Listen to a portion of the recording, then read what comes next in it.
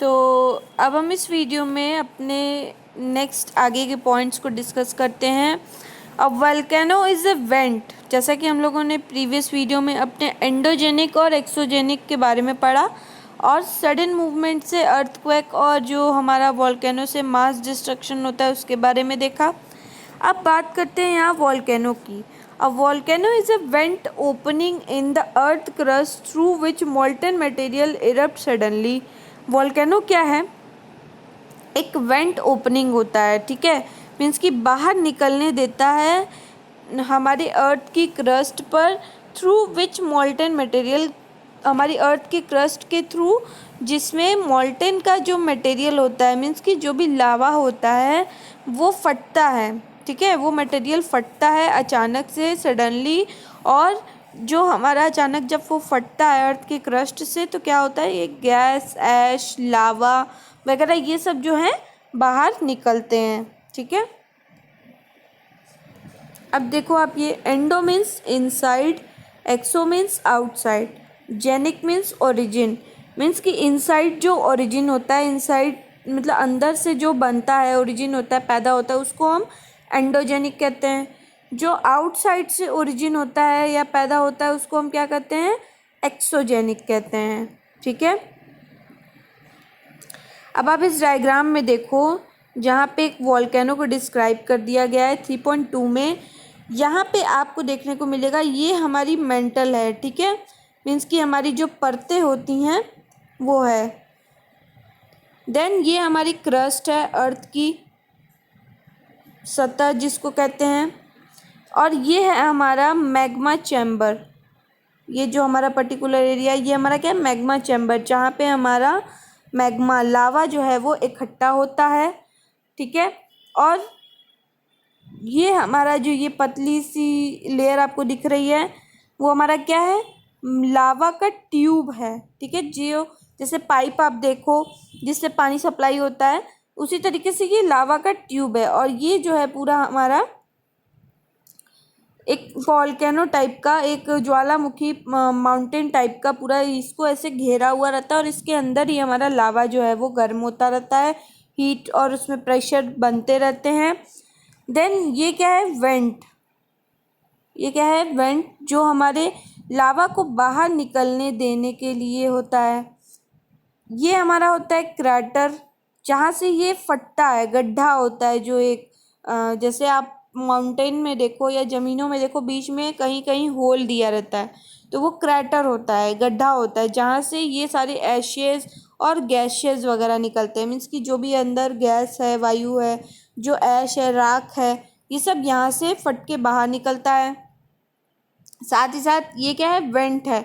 ये सब जो है किनारे किनारे कहीं कहीं से फटा हुआ होता है, तो जहाँ जहाँ से लावा बाहर आने लगता है, ठीक है, ये वेंट होता है बाहर निकलने देने के लिए। और जो बाहर निकलता है वो हमारा लावा कहलाता है, ठीक है। और ये मैग्मा चैम्बर से होते हुए, लावा ट्यूब से होते हुए हमारा बाहर आता है। और गैसेस और ऐश तो इसलिए आते हैं क्योंकि वो इतनी हीट होती है, उसके अंदर इतनी गर्म होता है कि उसके कारण जो है वो राख हो जाता है, राख बनता है और गैसेस भी निकलती हैं वॉल्केनो से, ठीक है। Similarly, when the lithospheric plates move, the surface of the earth vibrate. इसी तरीके से जब भी हमारा लिथोस्फेरिक प्लेट, जो हमारा स्थल मंडल प्लेटें, जब वो हमारी हलचल होती है, उसमें मूवमेंट होती है, अर्थ के सरफेस पे भी जो है हमारे वो वाइब्रेट होने लगती है, हमारी अर्थ की सरफेस। क्यों? क्योंकि लिथोस्फेरिक प्लेट जो है वो हमारी अर्थ के इंटीरियर पार्ट्स होते हैं, ठीक है। और वो जब अंदर कोई चीज़ हिलता है तो उसका प्रभाव ऊपर की ओर पड़ता है, तो उसकी ही वजह से हमारा जो ऊपर की सतह होती है, जो सरफेस होती है अर्थ की, वो भी वाइब्रेट करने लगती है। जैसे फ़ोन आता है तो आप फ़ोन कहीं रखे रहो, टेबल पे आप फ़ोन रख दो, ठीक है, या टेबल के अंदर फ़ोन रख दो आप, मतलब जैसे खाली वाला, या फिर आप पॉकेट में भी रखे रहो, तो जब पॉकेट में फ़ोन वाइब्रेट करता है तो आपका कपड़े में भी झंझनाहट होती है। क्यों? ऐसे तो फ़ोन को ही केवल वाइब्रेट करना चाहिए, लेकिन आपका कपड़ा भी क्यों वाइब्रेट करता है? क्योंकि उस पर प्रभाव पड़ता है, एक फोर्स डेवलप होती है, उससे वाइब्रेशन होता है जिसका प्रभाव आपके ऊपरी हिस्सों में भी पड़ता है। तो उसी तरीके से लिथोस्फेरिक प्लेट में जब मूवमेंट होता है तो हमारी अर्थ की सरफेस भी वाइब्रेट करने लगती है। The vibration can travel all around the earth. जो वाइब्रेशन हमारा निकलता है, जो वाइब्रेशन होता है, उसका प्रभाव जो होता है हमारी पृथ्वी पे पूरे जगह होता है, पूरे ऑल अराउंड, पूरे पूरे एरिया में, गोल एरिया में, पूरे अर्थ पर उसका प्रभाव होता है और वो वाइब्रेशन जो है वो पूरे जगह पे ट्रैवल भी करता है। These vibration are called earthquake. इसी वाइब्रेशन को हम क्या कहते हैं? अर्थक्वेक कहते हैं। मीन्स हमारे भूकंप इसी को कहा गया है। The place in the crust where the movement start is called focus. जब हमारी क्रस्ट, जो हमारी परत है, जो हमारे पपड़ियाँ हैं, जो क्रस्ट है हमारी, उसके प्लेस पे जहाँ पे मूवमेंट स्टार्ट होती है, ठीक है, जहाँ पे हलचल शुरू होता है, उस पॉइंट को हम क्या कहते हैं? उस पॉइंट को हम फोकस कहते हैं। जहाँ पे मूवमेंट स्टार्ट होती है उस पॉइंट को हम फोकस कहते हैं। The place on the surface above the focus. और जब ये फोकस के ऊपर का जो सरफेस होता है, जो एरिया होता है, परत होती है, उस प्लेस को हम क्या कहते हैं? AP centre. हम उसको क्या कहते हैं? एपी सेंटर कहते हैं। मीन्स ऊपरी केंद्र जिसको कहा जाता है वो हमारा एपी सेंटर कहलाता है।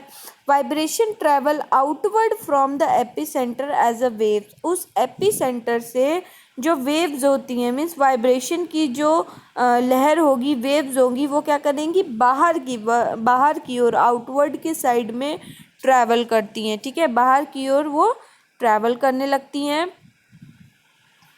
एपी सेंटर से होते हुए। उनको हम वेव्स कहते हैं। Greatest damage is usually closest to the epicentre. ज़्यादा से ज़्यादा नुकसान, सबसे ज़्यादा नुकसान, ग्रेटेस्ट डैमेज जो होता है वो ज़्यादातर एपी सेंटर के पास के एरिया में ज़्यादा होता है, ठीक है। यूजुअली जो एपी सेंटर से बहुत ज़्यादा करीब होता है, क्लोज होता है, उस एरिया में आपको बहुत ज़्यादा प्रभाव देखने को मिलता है और ज़्यादा नुकसान भी वहीं पहुंचता है। And the strength of the earthquake. और जो ताकत होती है अर्थक्वेक की, जिस तेज़ी से, जिस स्ट्रेंथ से अर्थक्वेक आता है, decrease away from the centre. और वो धीरे धीरे सेंटर से जा कर के, आगे जा कर के, दूर हो कर के वो डिक्रीज भी कर जाता है। मीन्स कि अर्थक्वेक का जो स्ट्रेंथ होता है, जैसे इस पॉइंट पे कोई चीज़ स्टार्ट हुआ तो कुछ दूर तक जाने के बाद वो डिक्रीज होने लगता है। उसकी जो पावर होती है, जो उसकी स्ट्रेंथ होती है, वो क्या होने लगती है? धीमी हो जाती है। The strength of the earthquake decreases away from the centre. जैसे जैसे वो सेंटर से उसका फोर्स दूर जाता है, वैसे वैसे उसकी पावर जो है, स्ट्रेंथ जो है, वो कम होने लगती है। ऐसा कैसे?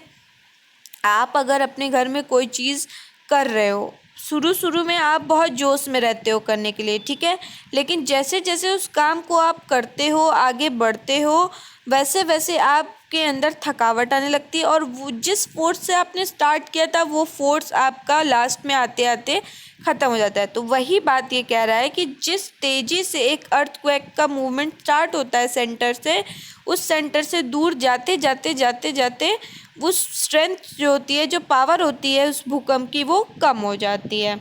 अब देखिए, ये बात तो मैंने आपको बता दिया, लेकिन अब आप इस डायग्राम से समझो कि origin of the earthquake means कि अर्थ का जो मीन्स जिस जगह से ओरिजिन होता है, पैदा होता है, स्टार्ट होता है हमारा अर्थक्वेक, भूकंप, उसके बारे में देखिए।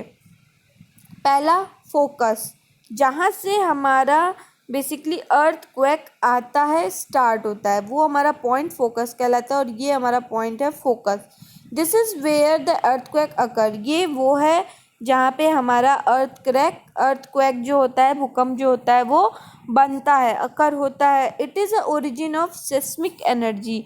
ये एक जो है भूकंपी ऊर्जा, मीन्स सेस्मिक एनर्जी क्या है हमारा?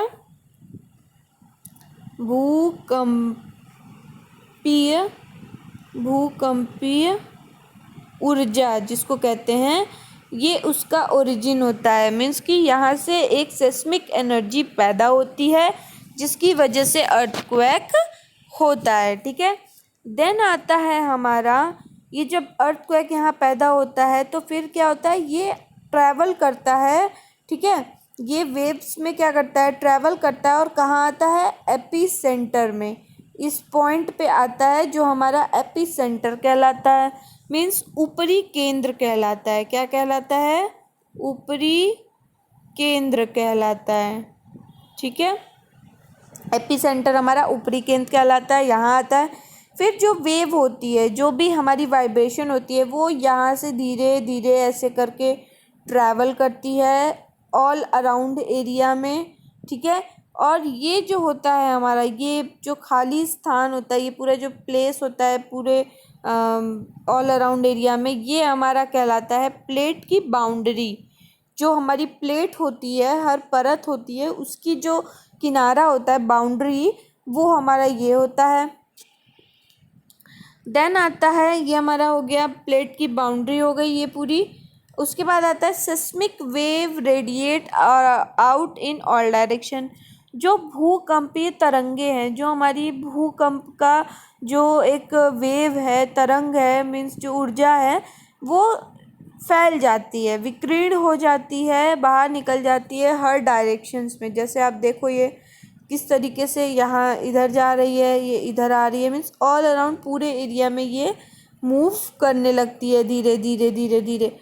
तो कहने का मतलब ये है कि जब ये आता है फोर्स, जिस फोर्स से आता है, यहाँ से यहाँ पे जाता है एपी सेंटर पे, एपी सेंटर से मूव करता है धीरे धीरे धीरे धीरे आके वो कम हो जाता है पूरे जब वो दूर जाने लगता है सेंटर के पॉइंट से।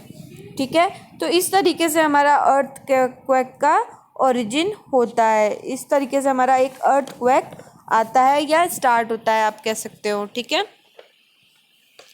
Although earthquake cannot be predicted, साथ ही साथ जो है आप अर्थक्वेक को प्रिडिक्ट नहीं कर सकते हो। ठीक है, अनुमान नहीं लगा सकते या आप भविष्यवाणी नहीं कर सकते कि आज भूकंप आएगा। The impact can certainly be minimise, but हाँ, उसका जो प्रभाव है, उस अर्थक्वेक की वजह से जो भी नुकसान होता है, जो प्रभाव पड़ता है, आप उसको कम कर सकते हो, मिनिमाइज कर सकते हो। If we are prepared beforehand, अगर हम क्या हों, तैयार हूँ। ठीक है, प्रिपेयर हूँ, पहले से ही अगर हम पहले से ही तैयार रहेंगे तो इसके जो प्रभाव होता है, इसका जो इम्पैक्ट होता है, उसके लिए हम उसको कम कर सकेंगे। Some common earthquake prediction method adopted locally by people, कुछ ऐसे ही भूकंप को प्रिडिक्ट करने के लिए, पहचानने के लिए कुछ ऐसे मेथड्स हैं, तरीके हैं जो लोकल लोग ने, मीन्स जो पहले के लोकल लोग थे, उन्होंने ये अडॉप्ट किया था, सीखा था अर्थक्वेक की वजह से, जिसमें ये इंक्लूड करते हैं स्टडी करना, एनिमल बिहेवियर, जानवरों का जो बिहेवियर है, मीन्स कि जानवरें कैसे बिहेव करने लगती हैं जब ऐसा कुछ होने वाला रहता है, तो जानवरों का क्या बिहेवियर होता है उससे पहचानते हैं लोग। Fish in the pond get agitated, जो मछलियाँ उस पॉन्ड में, तालाब में रहती हैं, वो क्या हो जाती हैं, उत्तेजित हो जाती हैं, यहाँ वहाँ कस कस के भागने लगती हैं। Snakes comes to the surface, जो सांप होता है वो हमारी सतह पर आ जाता है, सरफेस पे निकल आता है। जैसे कि सांप रहता तो ज़मीन के अंदर है, पर वो बाहर की ओर निकल के आ जाता है। तो ये सब कारणों की वजह से लोग प्रिडिक्ट कर लेते हैं कि भूकंप आने वाला है। तो जैसा फिगर पॉइंट 3.3 में आप देखो तो डिस्ट्रक्शन कॉज बाय अर्थक्वेक इन गुजरात के अंदर भूकंप की वजह से किस तरह का विनाश हुआ था। इस पिक्चर में आप देखो कितनी चीज़ें नुकसान हो गई, पूरा बिल्डिंग टूट गया, अगल बगल के छोटे छोटे मकानें टूट गई। तो इसकी वजह से, ये गुजरात में अर्थक्वेक की वजह से ऐसा हुआ था।